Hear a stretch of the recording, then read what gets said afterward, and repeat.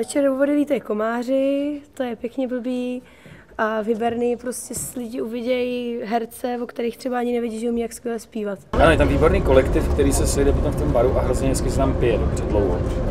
Protože ve vodě jsou ty, jak se jim říká? Sinice, no. Takže to je jako, co tam budu dělat. No já myslím, že to je jednoznačné, u vody se nudí. Tam nějak potřebuje peníze. No, já bych si potřeboval dost vydělat, takže by bylo hezký, kdybyste přišli, protože já mám ještě procento z toho, kolik je lidí.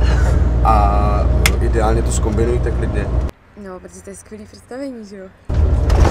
Člověk si tam víc užije. U vody, jsem myslel. Ne na dole, samozřejmě. Takže když třeba prší nebo je ošklivo, tak se nedá koupat, jo. Na dole nedostane klíště. Ježiš, tak Záchvat smíchu, nikoli klíště.